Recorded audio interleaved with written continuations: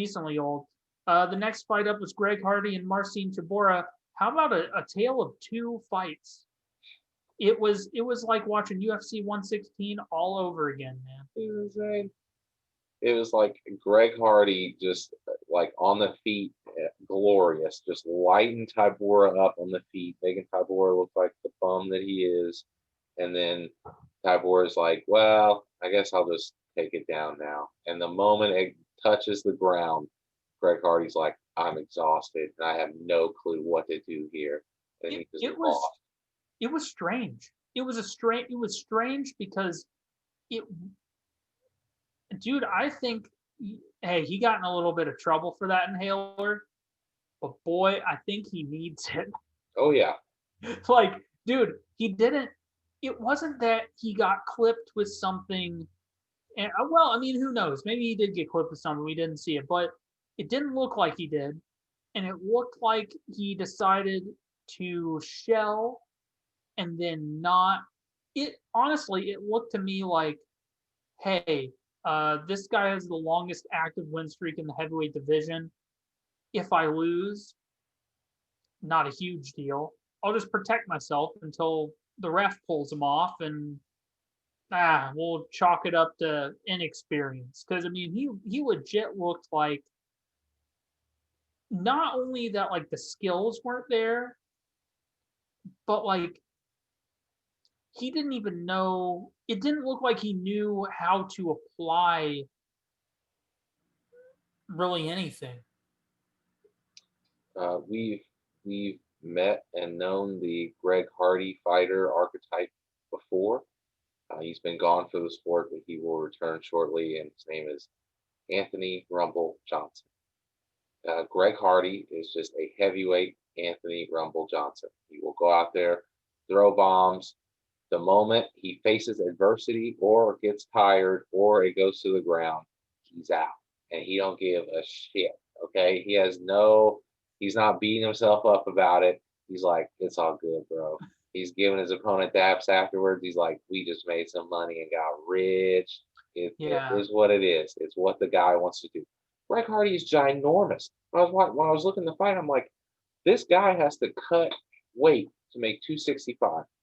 Marcin Tybura himself is a large man, and he was in there looking tiny compared to Greg Hardy.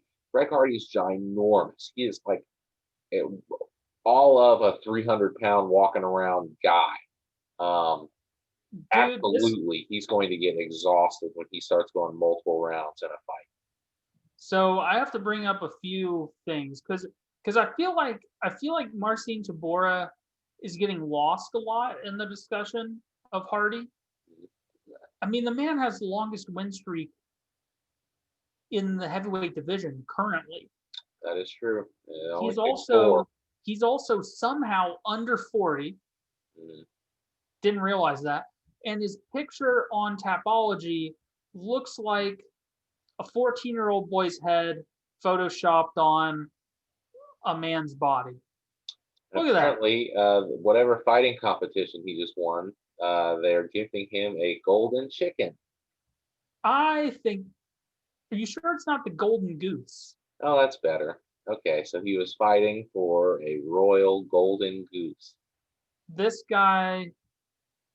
This guy is number one producer. Oh, he's blasted. That guy's blasted. Yeah, dude. Come on, man. What are you gonna do with all your gold chicken That man's chicken lit. money, dude? Now he's got to go give Come his on. gold chicken away. Yeah, you gotta get a little buzz on before Fedora's manager lifts a guy's arm in a ring. Come on. Yeah. So Tabora somehow is not 40 years old. I thought he was old, No, but he's he is 35.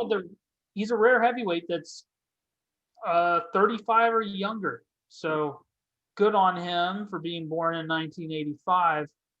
And let's Good take a job. look at his. Ooh, oh no. Okay, so circa September of 2019, he was 1-4 in his last five, and has since gone on to stop to well he finally got a stoppage in his. Yes. Everything that you're But discovering right now is exactly why I hate Marcin Tybura and why he's a bitch. Because in all honesty, when he came into the UFC, he sucked everything up. He started getting beat up and getting finished by like weak ass dudes. And he's on a nice little streak now, but let's be honest, they're not against the most elite heavyweights. When he fights elite heavyweights, he gets fucked up. he did take out Victor Pesta. Yeah, 4 years ago, he did it. That's good. Victor Pesta, I believe, was He took the ultimate off Brazil. UFC litmus test in Andrei Arlovsky. So he lost to Verdum, Lewis. He beat Struve. Mm. Then Shamil. He got TKO'd in both those fights. He got TKO'd by Augusto Sakai. Hey, man, that's a pretty common way to lose to Augusto Sakai. Although he's another guy, not to get totally derailed and just click around Tapology, which I love to do, but Too late. oh well, I mean, Augusto Sakai, that's like Andrei Arlovsky is going to be on every single one of these records. isn't that nuts? Isn't that Every nuts? single heavyweight that comes in the UFC. All right, fire Arlovsky. And if you see Arlovsky's in the fight, it's gonna be Pull up Arlovsky's records. some form of that. Let's see Okay. Arlovsky's records now. We're way off the rails. Okay. 30 and 19. Hold on. You're telling me that dude, I guess in my mind, all heavyweights are like 40. Because 41. he's only 41. I feel like the guy's been 40 for the last 8 years. Well, he was like written off dead in the dirt at like 32. Ooh, no. Okay. Oh, that five straight right there. But dude, that run before that, when he came back to the UFC, that was crazy. Well, I mean, like, yeah, man. He fought Tim Sylvia about a dozen times, and so he lost. Like, how crazy is this? So, 2009 to 2011, people are like, yeah, Arlovsky should probably hang him up. That's like a decade ago. Which you know why. Yeah, well, you know why I've thought he was 40 for the last 10 years. Because people have been treating him like he's 40 for the last 10 years. He was just barely past 30 when people are like, dog, you gotta hang it up. Dude, it's exactly what we're doing with Aldo. You gotta hang him up, man. You're about to get into the road. And then, you know, he rebounded. That he had some dark times at Pro Elite. But thank God for Ray Lopez. Because Ray Lopez got back on track. Dude, how did I never watch that fight? He fought Tim Sylvia for a 13th time at ONE FC 5. It was a no contest because of illegal soccer kicks. Yeah, because they had that weird system where the ref could like decide if soccer kicks were legal or it was a really messy system. Now they just let them rip.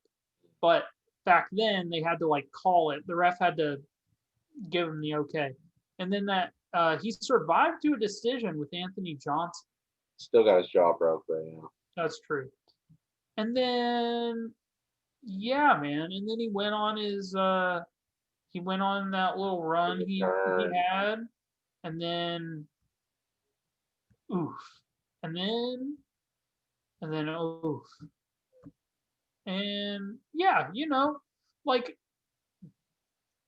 Arlovsky has really gone through it all. He really is. When I think of a veteran of the sport and a guy who really fights his status as a veteran of the sport, it's Arlovsky, man. Yeah. Like his fights are not flashy and they're often not super entertaining anymore. But I think it's just because of his understanding of the game and what really you have to do to win. And Arlovsky makes it look like not that much.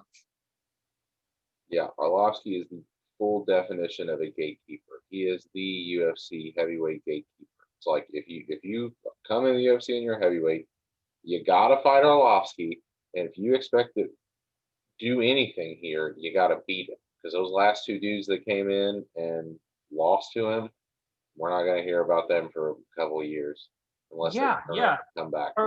Arlovsky's a guy where the UFC takes a young heavyweight and they go, you need to be able to force a stoppage Yeah, because Arlovsky ain't overextending himself. no, He is not Sure. afraid to clinch up against Yeah. the cage for 15 full minutes. yeah, You need to force this finish. If you're not good enough to force this finish, you have we'll see you in a couple years. He'll be floating around somewhere, but we'll see in a couple years.